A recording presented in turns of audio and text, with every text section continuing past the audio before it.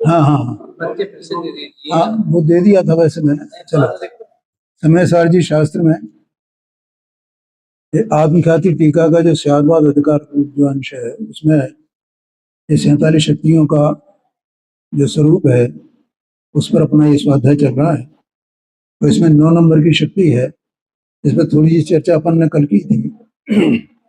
आज फिर अपन उसकी थोड़ी चर्चा करते हैं और गुरुदेव जी ने क्या कहा है इसके संबंध में, वो भी अपन चर्चा करेंगे। देखो, इसको एक बार याद कर लेते हैं। समस्त विश्व के सामान्य भाव को देखने रूप से, अर्थात सर्व पदार्थों के समूह लोकालोक को सत्ता मात्र ग्रहण करने रूप से परिणमित ऐसे आत्मदर्शनमयी सर्वदर्शित्व शक्ति।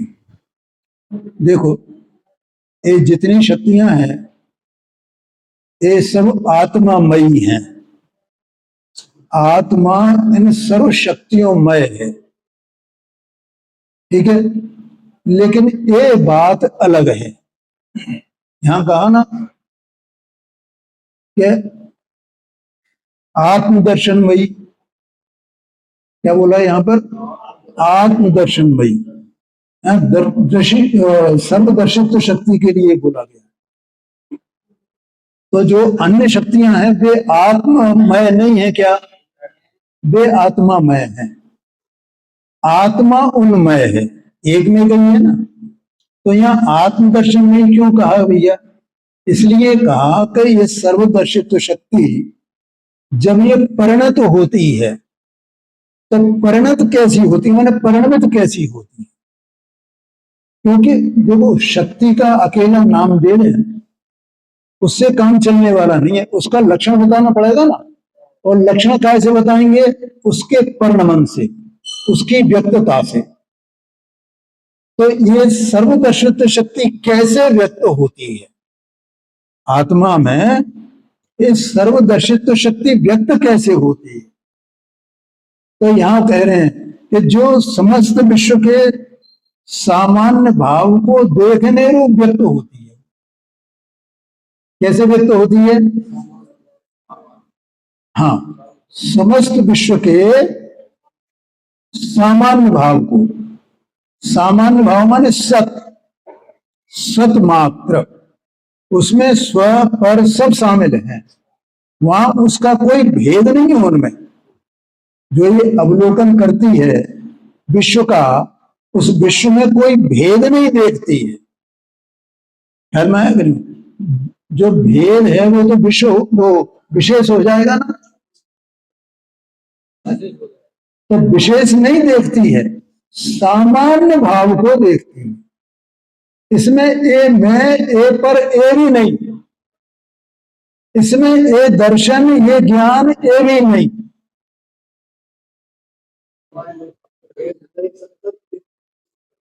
हाँ जी, हाँ जी, सामान्य भाव को। और ये शक्ति सारे विश्व को, विश्व माने लोकालोक, उसमें आप भी शामिल है, इस लोकालोक को देखती है। लेकिन ये उसकी ओर उन्मुख होकर के देखती है कि नहीं? तो फिर अपने को आत्मदर्शनमयी, अपने को देखती हूं। क्या कहा? लोकालोक को सामान्यपने देखती है, लेकिन अपने को देखती हुई देखती है। क्या कहा भैया? समझ में आया कि नहीं आया? अब वहां भी आई इसी प्रकार से जो अगला है ना सर्वगत शक्ति, उसमें भी यही बात है।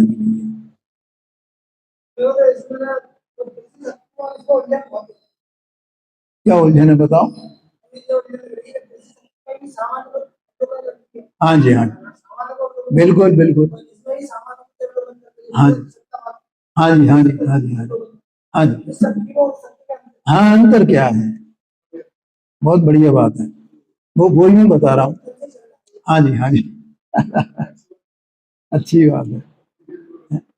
देखो यहाँ क्या शब्द आया, दो बातें इसमें विशेष आई हैं।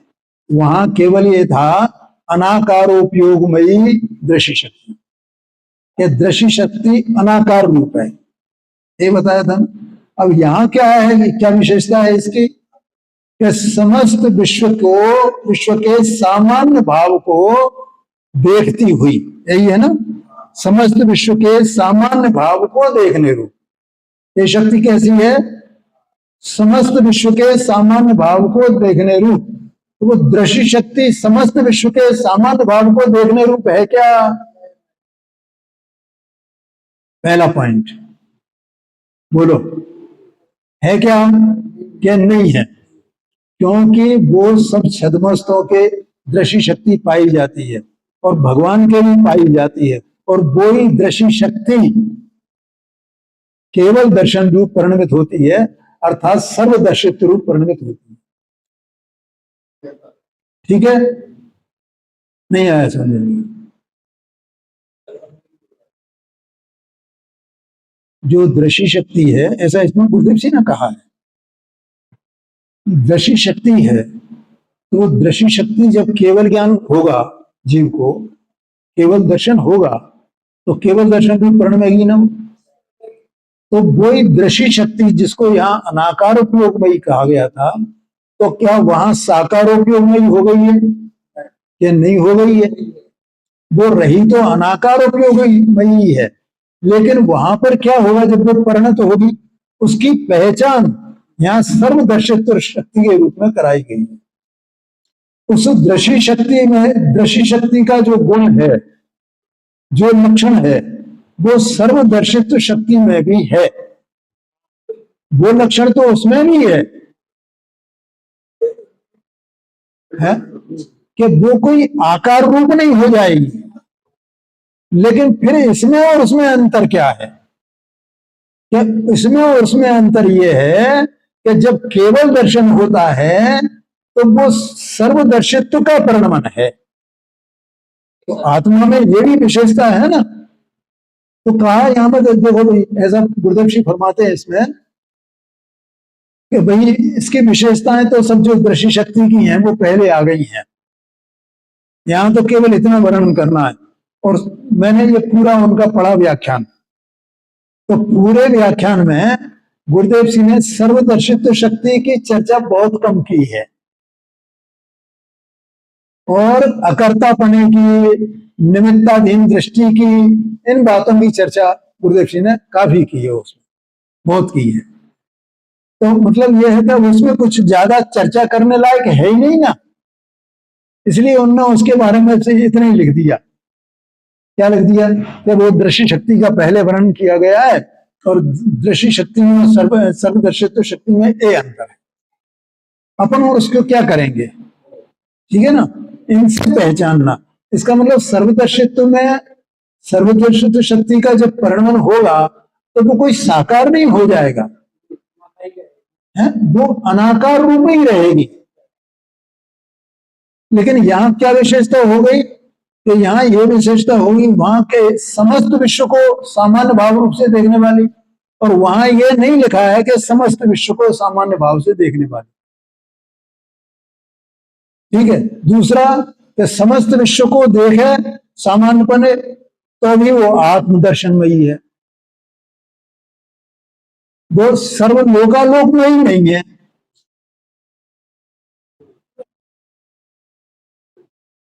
आया क्या नहीं आया क्या नहीं। और ऐसे ही सर्वगत शक्ति में भी यही कहेंगे कि ये शक्ति भी आत्मज्ञान में ही है। ठीक है, अब यही भेद जो है, यही उलझन आपको जो है वो ज्ञान शक्ति और सर्वगत शक्ति के बारे में आ सकती है, बिल्कुल समान है, उसमें कोई अंतर नहीं है। तो ज्ञान को ताना गाना कर कहा, और यहां इसको ऐसे क्यों कहा, अब आप उसको लेकर के देखना। तो भाई अभी ज्ञान शक्ति तो सभी के है ना, जितने संसारी जीव हैं सभी के ज्ञान शक्ति है, सभी के दर्शन शक्ति है। तो दर्शन शक्ति का क्या लक्षण है, कि दर्शन शक्ति का लक्षण है क्या, अनाकार है। और वो दर्शन शक्ति अभी सभी जीवों के जो संसार में है तो उनके सबके जो दर्शन शक्ति का परिणमन है, तो वो किस प्रकार से होगा? वो मतलब दो प्रकार से है ना, वो अभी अभी जो मत ज्ञान श्रुत ज्ञान वाले, चक्षु दर्शनोपयोग, अचक्षु दर्शनोपयोग। और कोई तीन ज्ञान का धारी हो तो अवधि दर्शनोपयोग रूप से। बस इससे ज्यादा नहीं है संसारी जीवों की, ठीक है ना। और तीनों में वो अनाकार अनाकार अनाकार बनी रहती है। और उसका वो दर्शनोपयोग जो है चक्षु दर्शनोपयोग रूप करने में तो प्राणमुख रहेगा ना, तब तो उसका चक्षु दर्शनोपयोग नाम है। और अचक्षु दर्शनोपयोग होगा तो भी प्राणमुख होगा ना। लेकिन यहां पर इसको क्या कहा?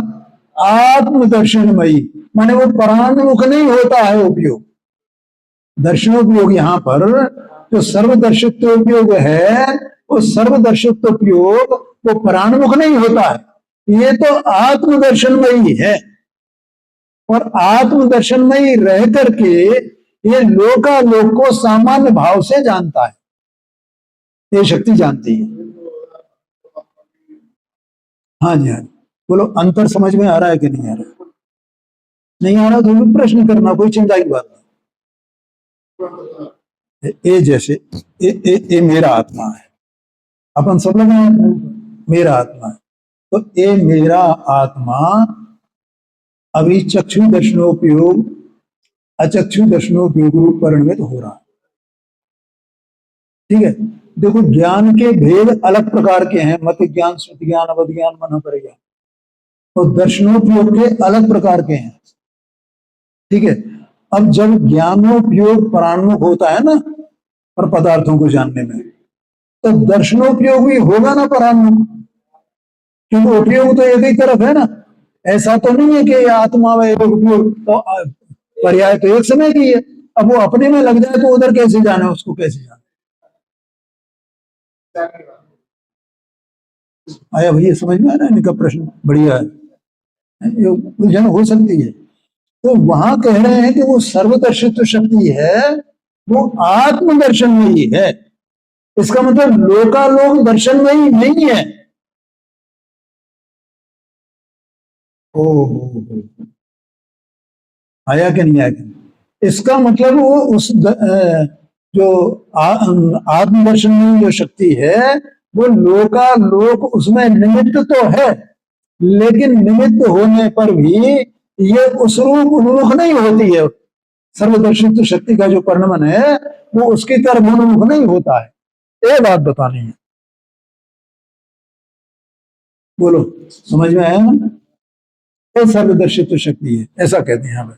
और देखो जैसे ये लोकालोक के उन्मुख नहीं होती है, लोकालोक का आश्रय नहीं करते, ये तो ज्ञानोपयोग दर्शनोपयोग के काल में भी अपन ने समझ लिया था है कि वेद उसमें निमित्त तो है।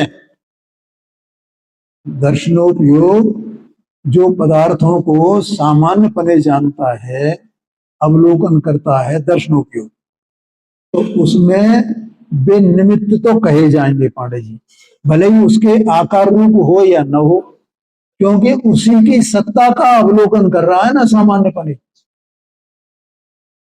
ऐसे ही सर्वदर्शित्व शक्ति में उसमें एक निमित्त तो है लोकालोक, क्योंकि लोकालोक को ही सामान्य भाव से ये देख रहा है।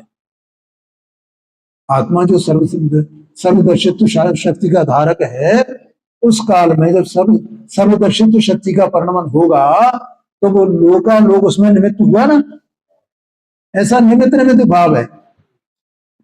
लेकिन लोकालोक के तरफ देखे बिना आत्मा को ही देखता हुआ, अपने को ही देखता हुआ आत्मा लोकालोक को देखता है सामान्य पने से। किसके कारण से? सर्वदर्शित शक्ति के कारण से।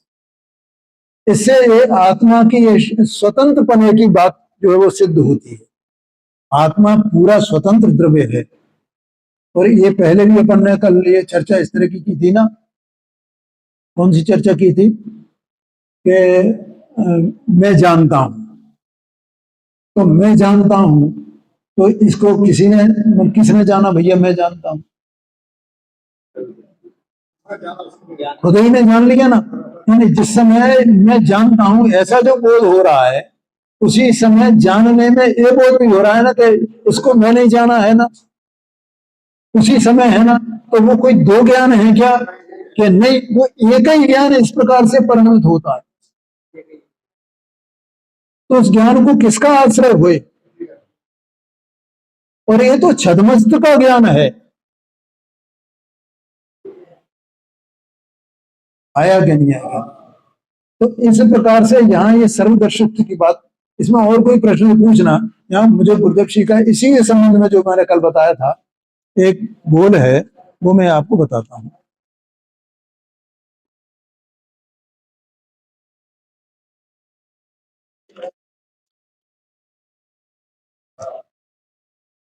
देखो, आंख कान आदि इंद्रियों को बंद करके भी, हम कान बंद कर लें, आंख बंद कर लें, इनको बंद करके भी अंतर में मैं ज्ञान हूं, सहज आनंद हूं, ऐसा विचार होता है ना। जो स्वाध्यायी हैं और ये पढ़े हैं, तो ऐसा अपने में संस्कार आ रहा है ना, तो अपन ऐसा विचार कर सकते हैं ना। अब ये विचार काय से, इंद्रियों से चलता है क्या? आंख से, नाक से, कान से। वह विचार कौन करता है? ऐसा गुरुदेव जी ने कहा, किस सामग्री से, किस साधन से वह विचार करता है? किस साधन से विचार करता है? विचार अर्थात ज्ञान करने वाला आत्मा स्वयं ही है।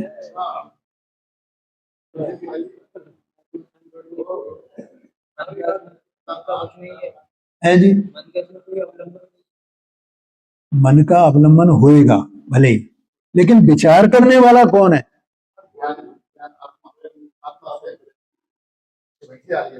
है? बाह्य सामग्री का अभाव होने पर भी अंतर में अखंड स्वभाव सामग्री विद्यमान है।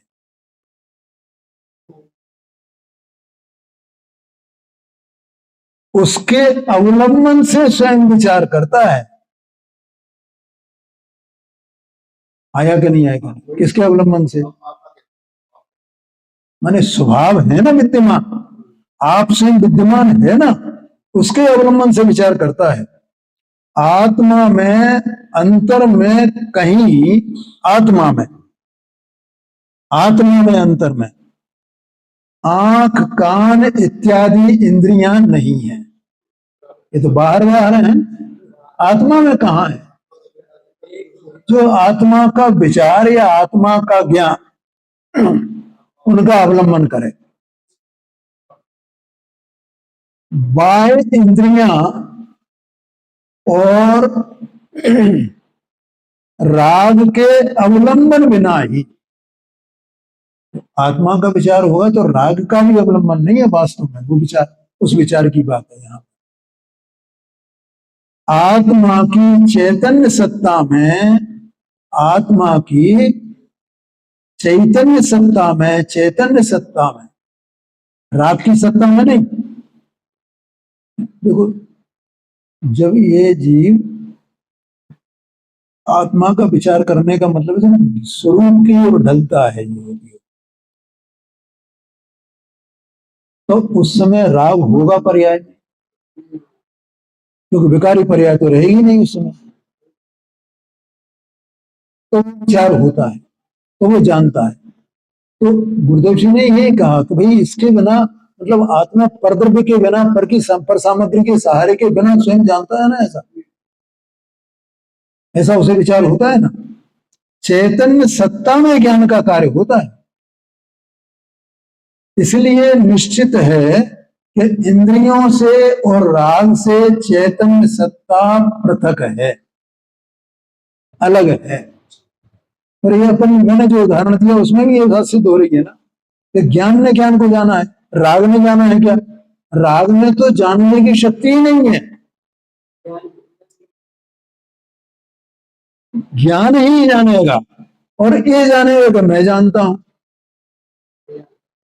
ऐसी उसकी सफल प्रकाशक शक्ति है। अनंत गुणों का एक रूप पिंड अंतर में, देखो ये बात आ गई, अंतर में भाषित होता है। वो विचार से मतलब वही जो अभी अपन वो पढ़ा था, वस्तु विचारत ध्यावते मन पावे विश्राम, रस स्वादत सुख उपजे अनुभवता को नाम। राग की सत्ता में या जड़ इंद्रियों की सत्ता में वह अंतर में भाषित नहीं होता। जब तक राग रहेगा या इंद्रिय का निर्मल होगा तो आत्मा भाषित होगा। परंतु चैतन्य की सत्ता में ही अनंत गुणों का एक रूप पिंड भाषित होता है? भासने वाला आप ही और भाषे आपको ही, एक ही तो है, दो तो है नहीं। उस चैतन्य सत्ता के स्वीकार से, उस चैतन्य सत्ता के स्वीकार से धर्म का प्रारंभ होता है। धर्म का प्रारंभ कैसे होता है? चैतन्य सत्ता के स्वीकार से तो धर्म का प्रारंभ होता है, ऐसा समझना है। चूंकि समय हो गया है, आगे की चर्चा अपन कल करेंगे।